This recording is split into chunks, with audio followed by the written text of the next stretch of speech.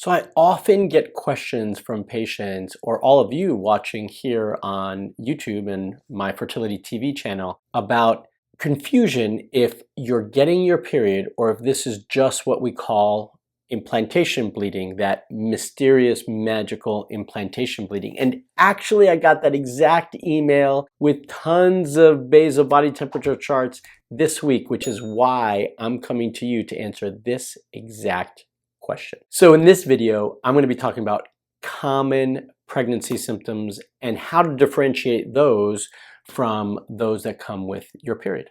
Stay tuned. Before we begin this video, I want to quickly announce that to celebrate the 100,000 subscribers, I'm doing a live where I'm talking about my 5 favorite fertility supplements for 2020. Click the link below to register for this live masterclass where I'm going to share my fertility supplement protocol with you.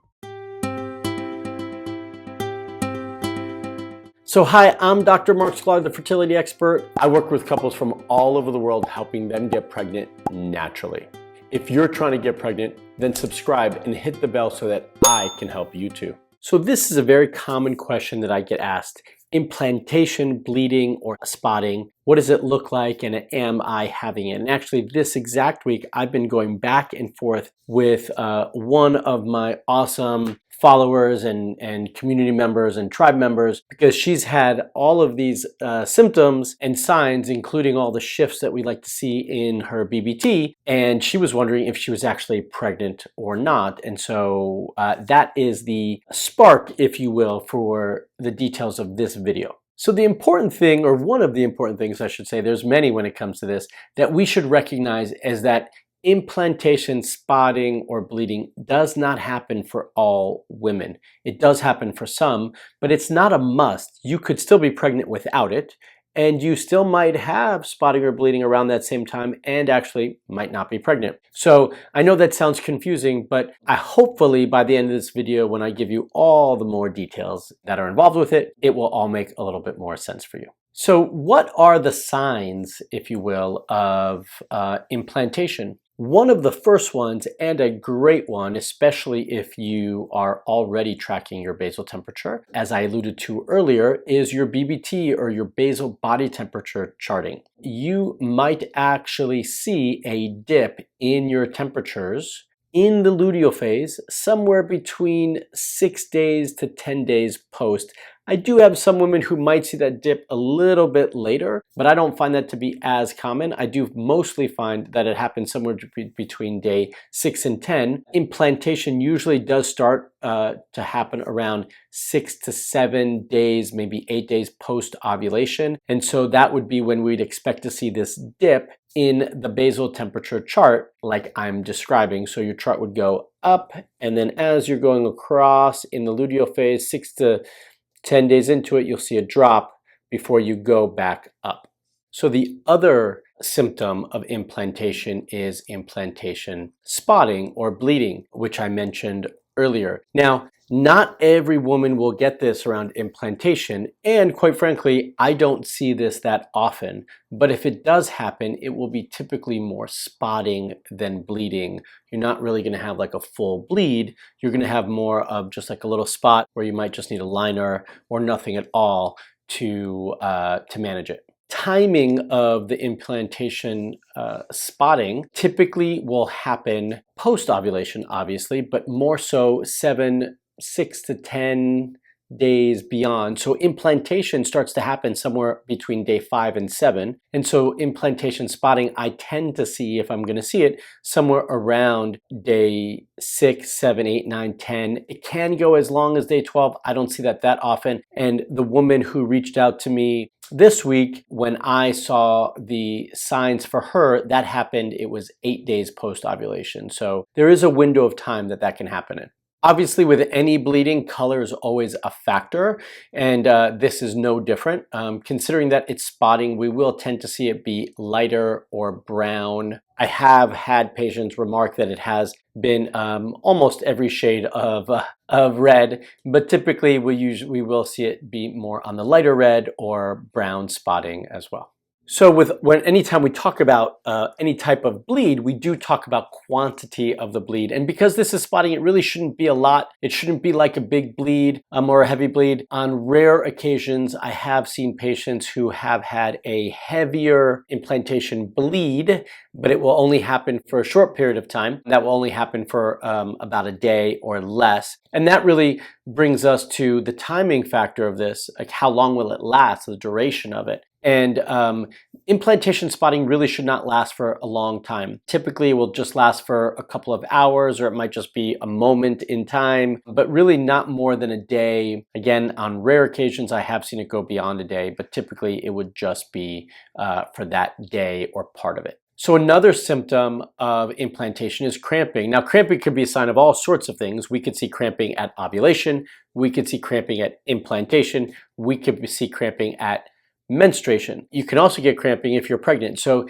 it's not the best symptom in and of itself, but it can be a sign of implantation if all of those things line up and you also have cramping in conjunction with that.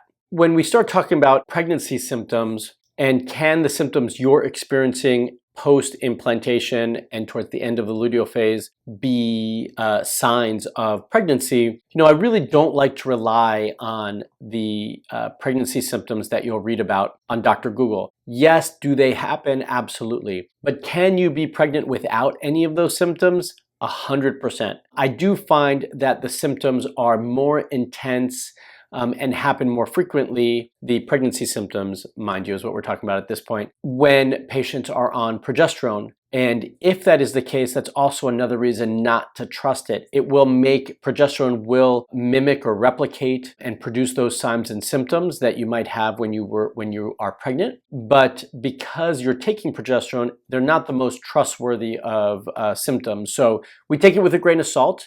Would I rather have some symptomology than none? Absolutely. But does that mean that you're pregnant? That may or may not be the case.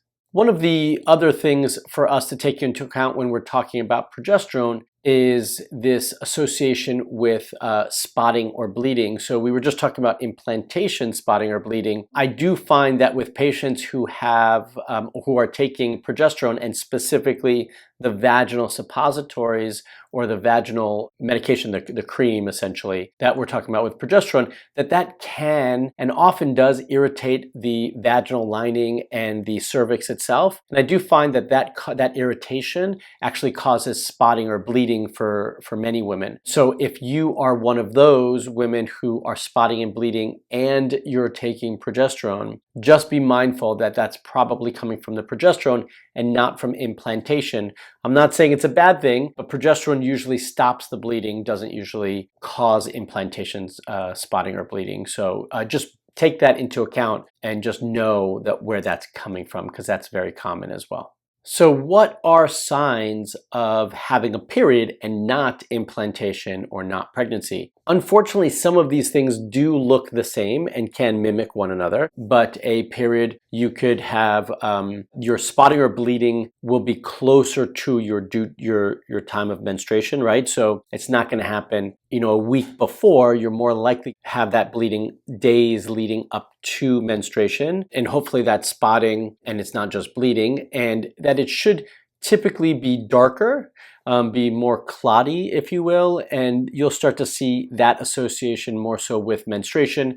You can have more cramping, and that cramping is different than the cramping associated with implantation, because the one with implantation is more mild, and this one can be more intense and more severe. And this can also, meaning the signs and symptoms leading to menstruation, can cause more mood symptoms associated with it as well. Coming back to my first point where we were talking about basal body temperature charting, if you are charting, what you will typically see in your temperatures in association with menstruation is that your BBT will drop and drop somewhat significantly as you're getting ready to or just starting your period. So that's definitely a sign. And then obviously your bleed will be much longer and heavier in association with your menstruation. What is the number one way to know if you are pregnant and if that implantation, spotting or bleeding was actually, in fact, implantation? Well, in the end, we do want to see that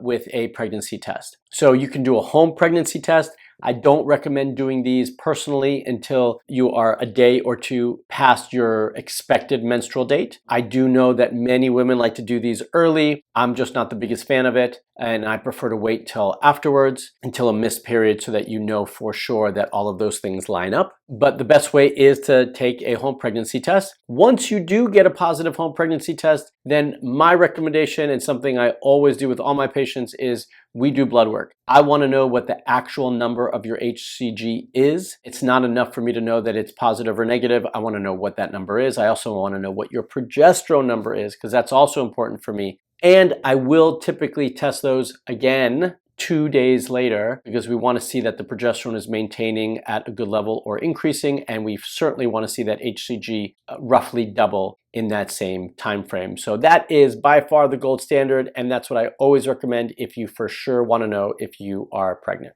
Since we are talking about bleeding and pregnancy, I do want to just make a side note here for all of you. It is fairly common to bleed or spot during your pregnancy. I see this in many of my patients. The spotting or bleeding associated with your pregnancy does not have to be a bad thing. And because we do see it so frequently, what I can tell you is that 90% of my patients who do have spotting or bleeding with their pregnancy, everything turns out just fine. There's many causes for it. Like I mentioned before, progesterone alone can cause some spotting or bleeding. There is something called a subchorionic hematoma or hemorrhage.